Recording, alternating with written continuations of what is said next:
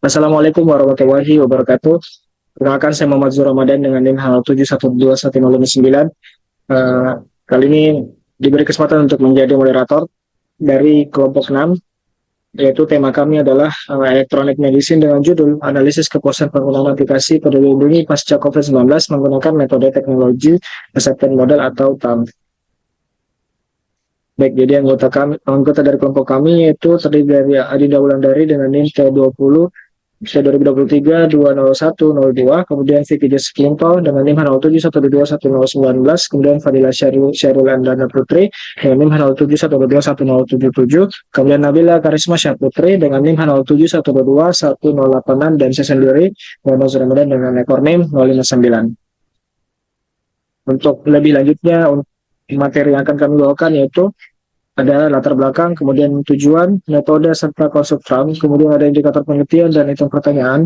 Kemudian setelah itu kami fokus pada kuesioner untuk mensegmentasi dan menargetkan masing-masing dari user yang akan diteliti. Kemudian hasil kuesioner TRAM tiap indikator, kemudian hasil interpretasi TRAM menggunakan SmartQuest, dan yang terakhir adalah kesimpulan.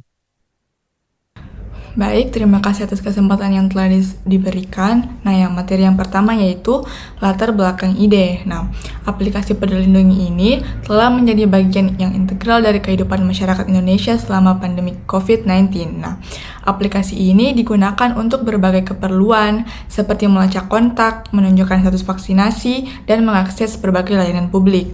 Namun, pasca COVID-19, peran Peduli Lindungi masih belum jelas. Meskipun beberapa orang masih rutin menggunakan aplikasi ini, ada juga yang sudah berhenti menggunakannya. Penting untuk memahami tingkat kepuasan pengguna terhadap aplikasi Peduli Lindungi setelah pandemi berakhir. Salah satu cara untuk melakukan ini adalah dengan menggunakan metode teknologi Acceptance Model atau TAM. Selanjutnya untuk tujuan, terdapat 3 tujuan yang akan dicapai dalam penelitian ini. Yang pertama, menganalisis tingkat kepuasan penggunaan terhadap aplikasi Peduli Lindungi pasca COVID-19. Yang kedua, mengidentifikasi faktor-faktor yang mempengaruhi kepuasan pengguna terhadap aplikasi Peduli Lindungi pasca COVID-19. Yang terakhir, memberikan rekomendasi untuk meningkatkan kepuasan pengguna terhadap aplikasi Peduli Lindungi pasca COVID-19. Baik, selanjutnya itu ada metode TAM atau teknologi acceptance model. Dapat dilihat di layar, metode-metodenya itu yang pertama ada perceived usefulness, perceived ease of use, attitude towards using, behavioral intention to use, dan actual system use. Berikut ini penjelasan dari konstruk TAM-nya. Yang pertama ada perceived ease of use. Dalam teknologi didefinisikan sebagai ukuran kepercayaan pada komputer yang mudah dipahami dan digunakan. Kegunaan teknologi yang dirasakan sebagai tingkat di mana seseorang percaya bahwa teknologi itu mudah dipahami, dan seseorang percaya bahwa kegunaan dapat mengurangi upaya seseorang untuk melakukan tugas dengan menggunakan sistem tertentu. Yang kedua ada perceived usefulness. Kegunaan yang dirasakan adalah ukuran di mana teknologi diyakini bermanfaat bagi mereka yang menggunakannya. Kegunaan yang dirasakan dapat diukur dengan menggunakan beberapa indikator, antara lain peningkatan kerja, kemudahan kerja, dan manfaat teknologi secara keseluruhan. Yang ketiga ada attitude toward using. Sikap terhadap penggunaan dalam TAM dipahami sebagai sikap terhadap penggunaan sistem dalam bentuk penerimaan atau penolakan sebagai akibat ketika seseorang menggunakan teknologi tersebut di tempat kerja.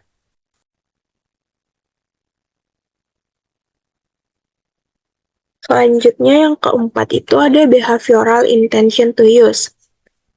Niat perilaku untuk menggunakan adalah kecenderungan perilaku untuk terus menggunakan teknologi. Sejauh mana seseorang menggunakan teknologi komputer dapat diprediksi dari sikap dan perhatian pengguna terhadap teknologi tersebut. Misalnya, keinginan untuk menambah peripheral pendukung, keinginan untuk terus menggunakannya, keinginan untuk mempengaruhi pengguna lain, dan sebagainya. Yang terakhir ada actual system use. Actual system use ini adalah operasi aktual saat menerapkan sistem. Penggunaan sistem yang sebenarnya didefinisikan sebagai beberapa bentuk respon psikomotor eksternal yang diukur oleh orang yang benar-benar menggunakannya. Sebelumnya, perkenalkan nama saya Adinda Wulandari dengan NIM T2023201102. Pada slide ini, saya akan membahas mengenai indikator penelitian yang telah kita gunakan. Tabel ini menunjukkan berbagai variabel, indikator, simbol, dan juga sumber yang menjadi acuan dalam penelitian kita. Yang pertama ada kemudahan, indikatornya meliputi mudah untuk digunakan dengan simbol PEOO1, mudah untuk dipahami dengan simbol PEOU2, dan kemudahan untuk mencapai tujuan dengan simbol PEOU3. Sumber yang digunakan untuk variabel ini adalah referensi 12 dan 13, yang dimana indikator-indikator ini mengukur seberapa mudah pengguna merasa ketika menggunakan teknologi tersebut. Yang kedua ada kemanfaatan, indikator yang digunakannya adalah menjadikan pekerjaan lebih mudah dengan simbol PU1, meningkatkan kinerja dengan simbol PU2, dan bermanfaat dengan simbol PU3. Referensi yang digunakan adalah 12 dan 14, yang dimana indikator kemanfaatan ini mengukur seberapa bergunanya teknologi tersebut dalam membantu pekerjaan pengguna. Yang ketiga, sikap dalam menggunakan. Indikatornya meliputi rasa menerima dengan simbol ATU1, rasa penolakan dengan simbol ATU2, dan menikmati penggunaan dengan simbol ATU3. Sumber yang digunakan adalah 10 dan 15, yang dimana indikator sikap ini mengukur bagaimana perasaan pengguna terhadap penggunaan teknologi, apakah mereka menerima atau menolak teknologi tersebut. Yang keempat, niat untuk menggunakan. Indikatornya meliputi rencana tetap menggunakan di masa depan dengan simbol BITU1, motivasi tetap menggunakan dengan simbol BITU2, dan menggunakan kondisi apapun dengan simbol BITU3. Referensi yang digunakan adalah 12 dan 14, yang dimana indikator niat ini mengukur seberapa besar keinginan pengguna untuk terus menggunakan teknologi di masa depan. Yang kelima atau yang terakhir adalah sistem secara aktual. Indikator yang digunakan adalah kesesuaian dengan prosedur dengan simbol ASU1, kejujuran dalam penggunaan dengan simbol ASU2, dan durasi penggunaan dengan simbol ASU3. Sumber yang digunakan adalah 12 dan 14, yang dimana indikator penggunaan aktual ini mengukur bagaimana teknologi digunakan dalam praktik sehari-hari oleh pengguna. Melalui indikator-indikator ini, kita dapat mengevaluasi berbagai aspek dari sistem yang kita teliti dengan lebih mendalam. Selanjutnya, pada slide ini kita akan membahas mengenai segmentasi dan targeting kuesioner. Kita telah mengumpulkan data dari 105 responden yang tersebar di seluruh Indonesia. Responden kita mencakup seluruh kelompok umur dan berasal dari berbagai wilayah di Indonesia, memastikan representasi yang luas dan beragam. Selain itu, semua responden yang kita libatkan pernah menggunakan aplikasi Peduli Lindungi. Hal ini memastikan bahwa setiap responden memiliki pengalaman langsung yang relevan dengan topik penelitian kita, sehingga data yang kita kumpulkan lebih akurat dan relevan. Dengan strategi segmentasi dan targeting ini, kita bisa mendapatkan wawasan yang lebih komprehensif mengenai pengalaman dan persepsi pengguna terhadap aplikasi Peduli Lindungi di berbagai demografi. Nah, selanjutnya ada beberapa item pertanyaan kuesioner. Nah, untuk variabel yang pertama terdapat 3 pertanyaan. Variabel yang pertama yaitu kemudahan. Pertanyaan yang pertama yaitu, saya tidak mengalami kesulitan menggunakan e-tax. Yang kedua, dengan adanya e-tax dapat mencapai tujuan pekerjaan saya dalam melaporkan pajak. Ketiga, secara keseluruhan saya merasa e-tax mudah dipahami. Untuk variabel kedua yaitu kemanfaatan. Pertanyaannya, yang pertama, e-tax menjadikan pekerjaan saya lebih mudah dalam melaporkan pajak. Yang kedua, menggunakan e-tax dapat meningkatkan kemampuan saya dalam melaporkan pajak. Pertanyaan yang ketiga yaitu, secara keseluruhan, saya merasa e-tax memiliki banyak manfaat. Untuk variabel ketiga yaitu sikap dalam menggunakan. Nah, pertanyaannya, yang pertama, saya menerima penerapan e-tax yang dilakukan BPPD. Yang kedua, saya menolak untuk perekaman pajak selain menggunakan e-tax. Yang ketiga, secara keseluruhan, saya menikmati penggunaan e-tax untuk membantu pelaporan pajak. Nah, untuk variabel yang keempat, yaitu niat untuk menggunakan. Pertanyaan yang pertama, saya berharap e-tax akan selalu digunakan di masa depan. Yang kedua, saya termotivasi untuk tetap menggunakan e-tax untuk di masa yang akan mendatang.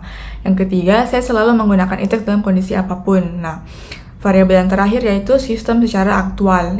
Pertanyaan yang pertama yaitu saya menggunakan e-tax sesuai dengan prosedur yang telah diberikan. Pertanyaan yang kedua, saya melakukan pelaporan pajak melalui e-tax secara jujur sesuai ketentuan dan prosedur yang diberikan.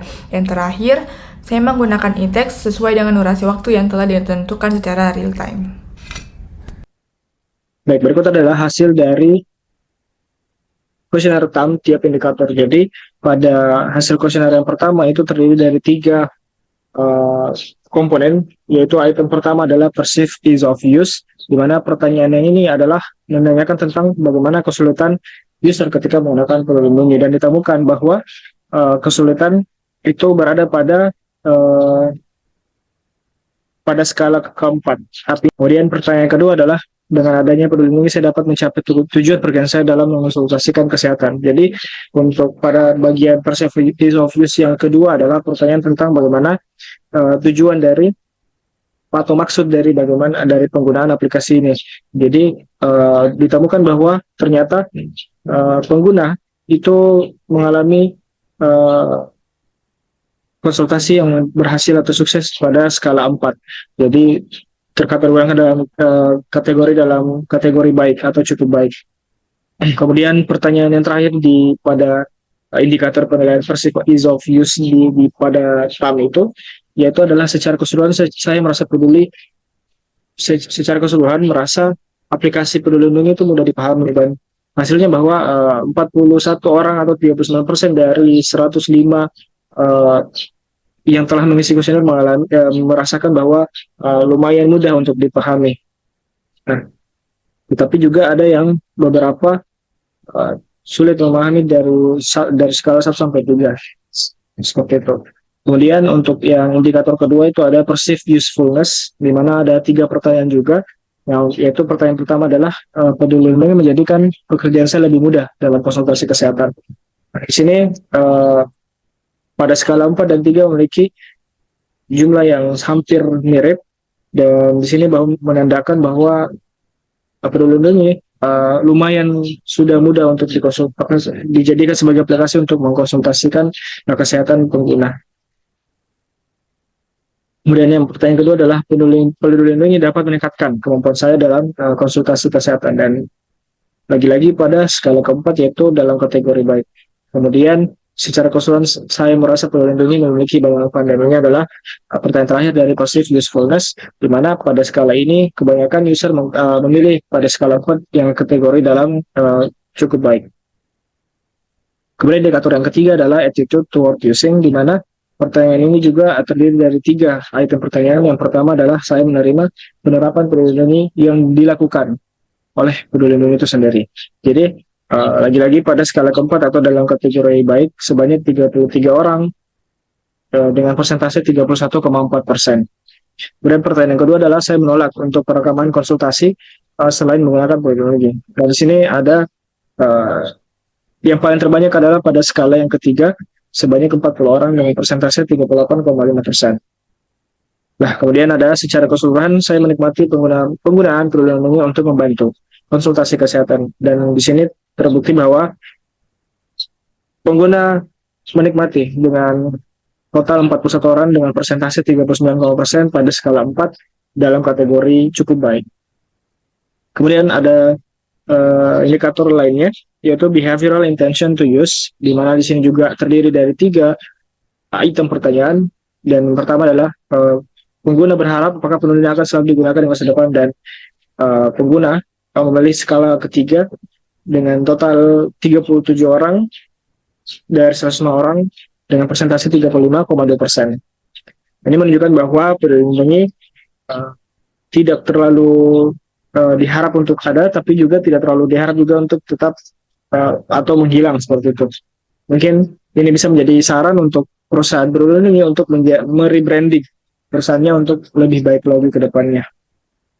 Kemudian behavioral intention to use yang kedua atau item pertanyaan kedua itu adalah apakah pengguna termotivasi untuk tetap menggunakan aplikasi ini untuk di masa yang akan datang, dan hasilnya bahwa 43 orang memilih skala yang ketiga dengan persentase 41%.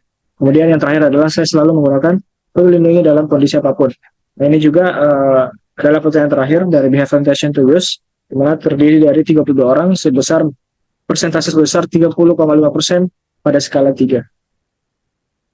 Nah, untuk yang selanjutnya adalah actual system use, di mana di sini juga terdiri dari 3 item pertanyaan yang didapatkan dan ditemukan bahwa pengguna menggunakan peduli lindungi sesuai dengan prosedur yang telah diberikan.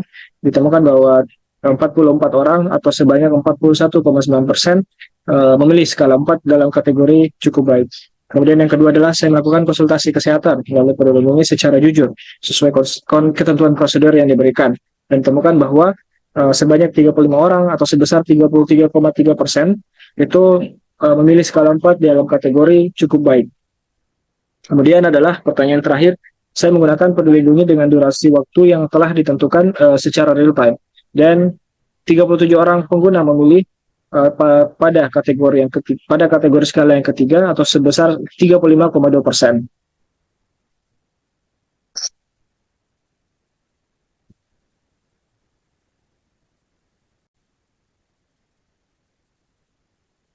Baik, perkenalkan nama saya Vicky Jasudinto dengan NIM 0712210119.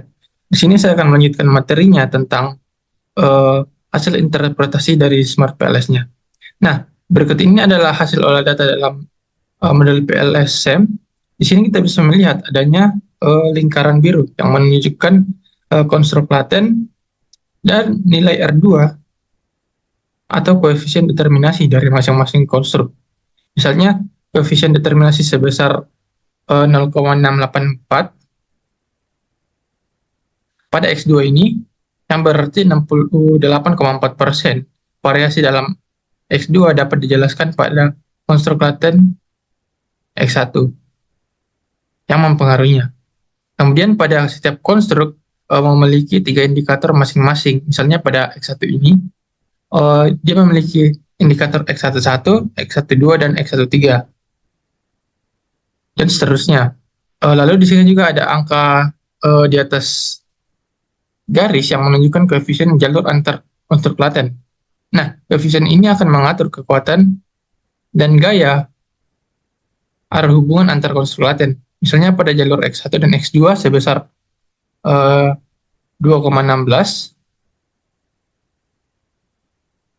Kemudian pada jalur X1 dan X3 sebesar 0,03. Dan seterusnya, hingga pada koefisien jalur Y1 dan Y2.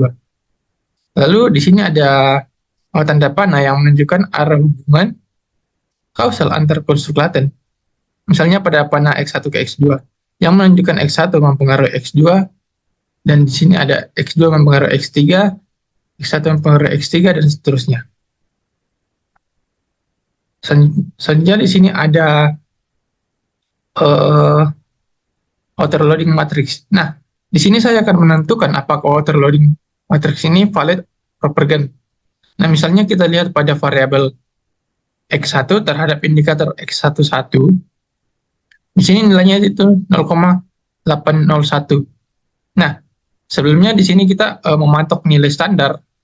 Jika nilainya itu lebih dari 0,7, maka bisa dikatakan valid propagand. Nah, jika nilainya itu di sini kita lihat nilai X11 itu nilainya itu 0,81 tadi, dan dia itu lebih besar dari 0,7, maka X11 ini ia valid propagand. Lalu kalau kita lihat secara keseluruhan di sini semua nilai untuk variabel untuk setiap indikator dia lebih besar 0,7, maka bisa kita katakan semua indikator ini valid propagand. Kemudian di sini selanjutnya ada diskriminan validasi untuk cross-loading. Nah, di sini kita juga memakai standar di mana korelasi antar indikator dan konstruknya lebih dari korelasi konstruk lainnya. Itu bisa dikatakan sebagai valid diskriminan. Nah, misalnya kita lihat pada variabel X1 ini, X1 terhadap X11, X12, dan X13. Di sini kita bisa melihat yang mana yang paling kecil. Yang paling kecil dari ketiganya yaitu X11 sebesar 0,801. Nah, X1 ini akan menjadi patokan untuk indikator lainnya.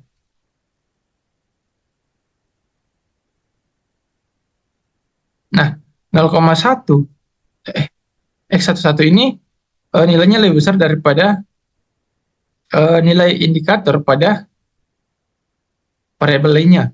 Jadi bisa kita katakan bahwa X1 ini valid diskriminan, dan seterusnya juga seperti itu. Selanjutnya di sini ada konstruk reliability dan validity. Nah, dalam konstruk reliability dan validity ini kita hanya berfokus pada Kron-Base alpha dan composite reliability. Nah, di sini kita juga memakai standar. Jika nilai keduanya ini lebih besar dari 0,7, maka variabel tersebut akan memenuhi Kron-Base alpha dan composite reliability. Nah, jika kita lihat untuk variabel misalnya X1, di sini Kron-Base alpha-nya sebesar lebih dari 0,7 dan composite-nya juga lebih dari 0,7. Maka bisa kita katakan variabel X1 ini dia untuk nilai Kron-Base alpha dan composite reliability-nya terpenuhi. Dan kalau kita lihat secara keseluruhan, semuanya di sini juga melebihi dari 0,7. Jadi bisa kita katakan semua variabel ini terpenuhi untuk Kron-Base alpha dan composite reliability-nya. Selanjutnya di sini ada R-square. Nah, R-square ini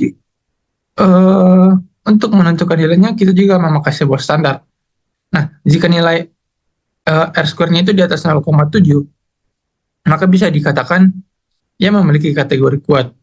Kemudian jika nilai R-square-nya itu di atas 0,5, maka kategorinya moderate, dan jika di atas 0,25 itu dikatakan lemah.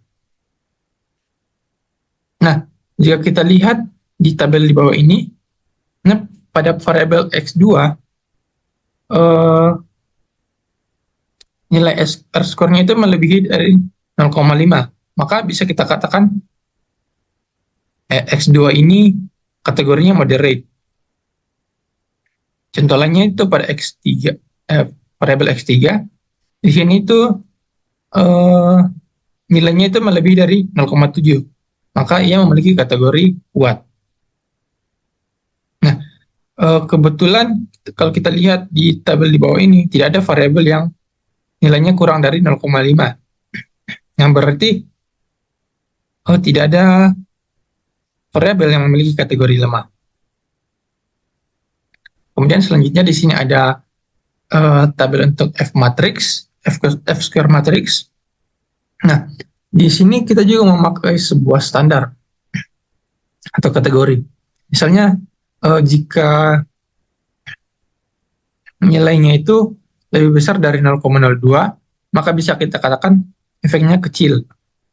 Kemudian jika nilainya lebih besar dari 0,15, efeknya sedang, dan lebih besar dari 0,35, itu efeknya besar. Nah, kalau kita lihat di sini pada variabel X1 dan X2 terdapat nilai 2,163.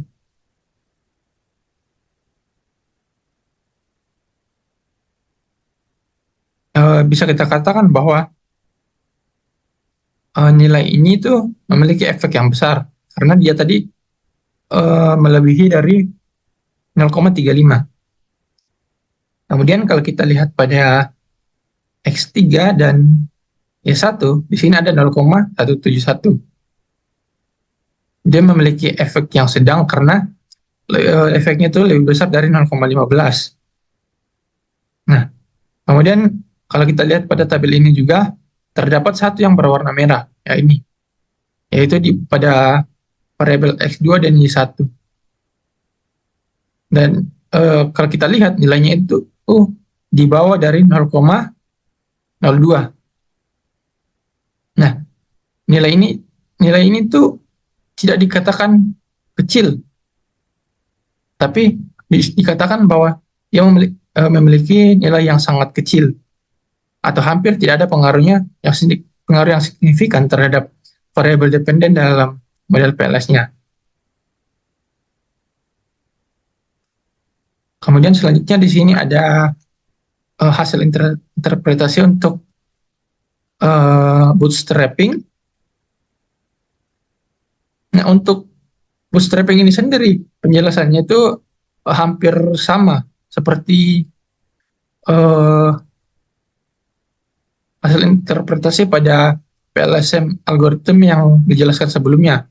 Yang membedakan di sini itu hanya angka di bawah garis, yang mana angka di bawah garis ini menunjukkan nilai p-value dari hasil bootstrapping yang menunjukkan signifikan antara statistik dan dari jalur tersebut.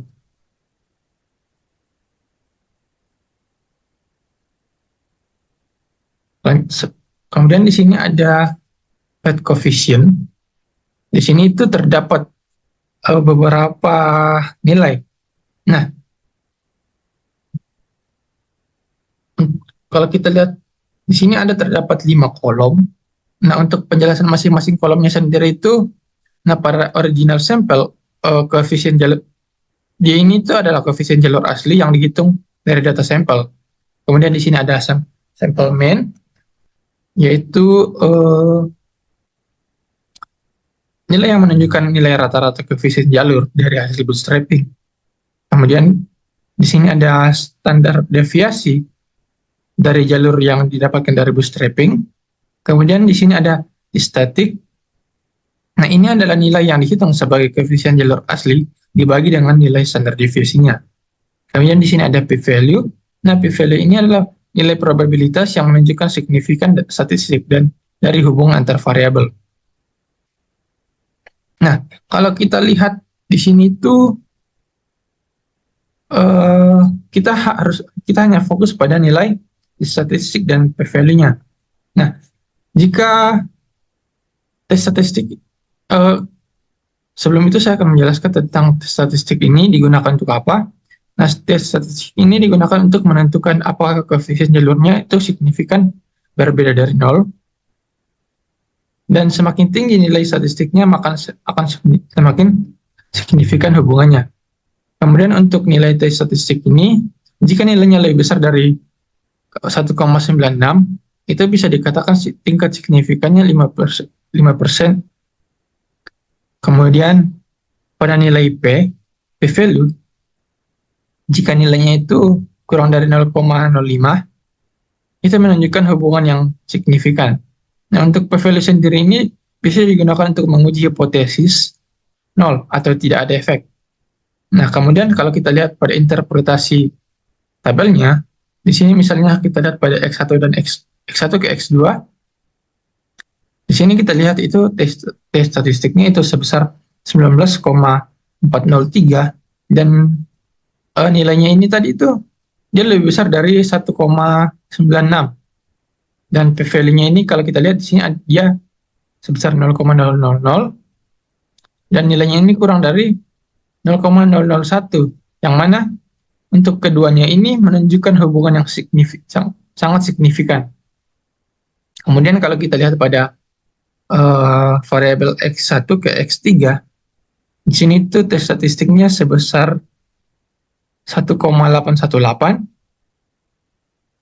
yang dimana dia kurang dari 1,96, dan di sini tuh p-value-nya itu 0,069, dan dimana p-value-nya itu dia melebihi dari 0,05. Nah, hal ini menunjukkan bahwa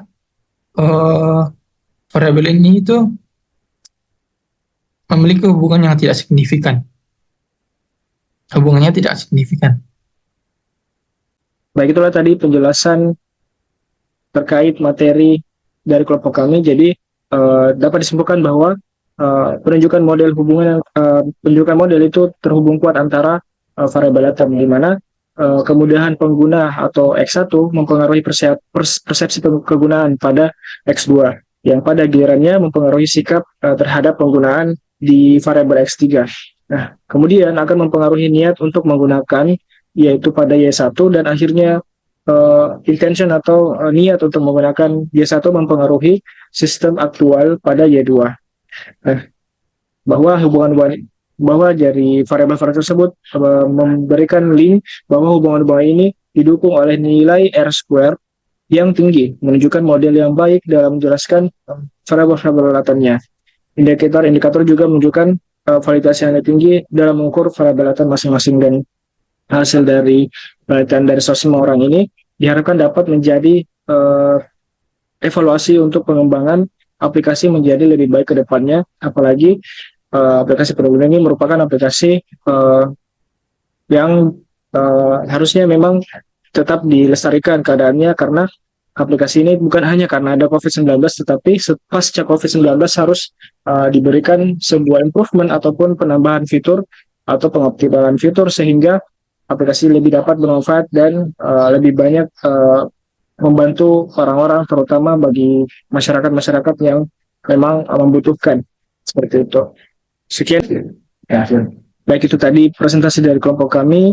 Sekian. Wassalamualaikum warahmatullahi wabarakatuh.